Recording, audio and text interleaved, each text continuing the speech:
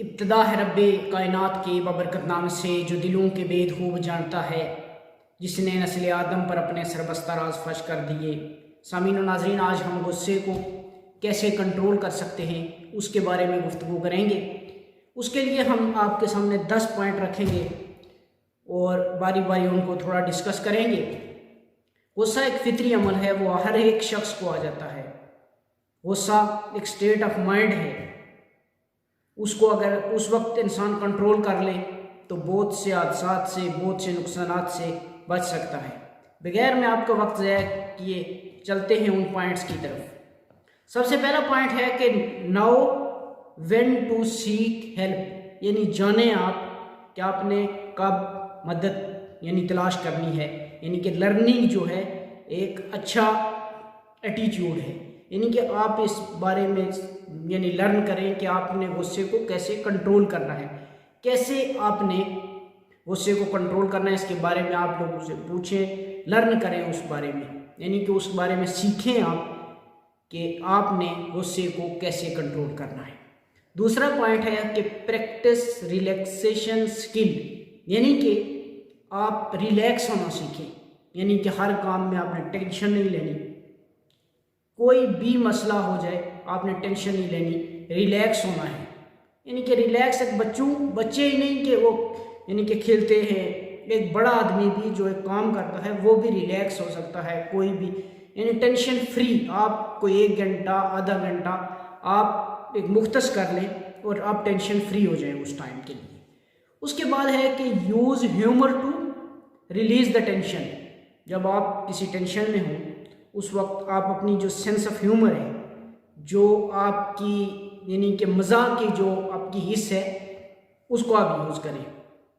आप गुस्से को उस ह्यूमर में कन्वर्ट करने की कोशिश करें।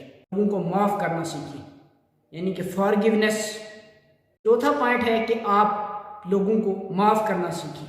यानी कि गुस्सा के तो 2 ऑप्शन है ना, कि एक गुस्सा कि आप टेंशन लेके दूसरे पर निकाल दें, गुस्सा बड़ास निकाल दें। दूसरी बात है कि आप माफ़ कर दें, उस आदमी को माफ़ कर देंगे, वो एक बहुत अच्छी बात होगी उससे की निस्बत के आप गुस्सा निकालेंगे, गालियाँ गलोच करेंगे। उसके बाद है कि स्टिक विद आई स्टेटमेंट, यानी कि कोई भी काम हो उसमें अपने आप को आप मरूद इल्ज़ाम ठहराएं। यानी कि कोई भी आप टेबल पर बैठे हुए हैं, किसी कोई शख्स आपसे बात, आप टेंशन में, उस वक्त आप उसे कह दें कि भाई इस वक्त मैं टेंशन में हूँ, मैं ये बात नहीं कर सकता और बाद में हम किसी टाइम पे ये बात डिस्कस कर लेंगे। आप किसी और चीज़ पर आपको गुस्सा हो और आदमी जो है वो डिस्टर्ब हो जाए, ये बात नहीं होनी चाहिए। यानी कि स्टिक विद आई स्टेटमेंट, यानी कि अपने आप से आपने कहना है जब मैं इस वक्त सही हालत में नहीं हूँ, ठीक है। Identify the solution, possible solution, यानी कि गुस्सा तो किसी काम की वजह से आता है, कोई काम ना होने की वजह से, किसी टेंशन की वजह से। मतलब आपकी किसी प्रोफेशनल लाइफ में, पर्सनल लाइफ में, आपकी फैमिली लाइफ में कोई भी मसला हो जाता है। कोई बच्चे आपके जो है कहा नहीं मानते, कोई आपके जो एम्प्लॉई हैं वो कहा नहीं मानते, यानी कि वो काम डेडलाइन आपकी मीट नहीं हो रही, आपके प्रोजेक्ट जो है डिले हो रहे हैं, तो उसका एक आइडेंटिफाई करें, आप सोल्यूशन आइडेंटिफाई करें कि गुस्से को किस तरीके के साथ हमने चैनलाइज करना है। वो कुरान में है ना कि वल काज़िमीन अल गैज़ा, यानी कि गुस्से को वो पी जाते हैं। उर्दू में तो जो काज़िमीन है ना, काज़मत का जो लफ्ज़ है, ये चैनलाइज जो है ना, उसका मतलब चैनलाइज उसको कहते हैं कि 2 कुएँ हों और एक भरा हुआ हो और एक खाली हो और उसको इंटरलिंक कर दिया जाए। यानी कि जो भरा हुआ है उससे दूसरे को भी भरा जा सकता है, यानी कि चैनलाइज कर दें आप गुस्से को। उसके बाद है कि टेक का टाइम आउट, यानी कि आप अपनी जो है प्रोफेशनल लाइफ, पर्सनल किसी भी लाइफ में आप टेंशन बहुत ज़्यादा लेते हैं तो कुछ टाइम के लिए आप बाहर आउटिंग करें, बाहर आप अपने लिए कुछ वक्त निकालें। गेट सम एक्सरसाइज, यानी कुछ एक्सरसाइजें करें। यानी कि आप जब एक्सरसाइज करेंगे, जिम करेंगे, वॉकिंग करेंगे, कोई और किसी काम में मशगूल हो जाएंगे आप, तो आपको जो टेंशन का लेवल है और जो गुस्से का जो पहलू है वो कम हो जाएगा। गुस्सा तो बैठे बैठे इंसान के जहन में सोचें बार बार आती हैं, उस वजह से गुस्सा आता है। अगर आप टेंशन फ्री हो जाएंगे, यानी कि एक्सरसाइज करेंगे, तो फिर आप जो है वो गुस्सा नहीं करेंगे। उसके बाद है 8वां पॉइंट है कि गेट सम एक्सरसाइज। उसके बाद कौन सा है कि once you are calm express your anger.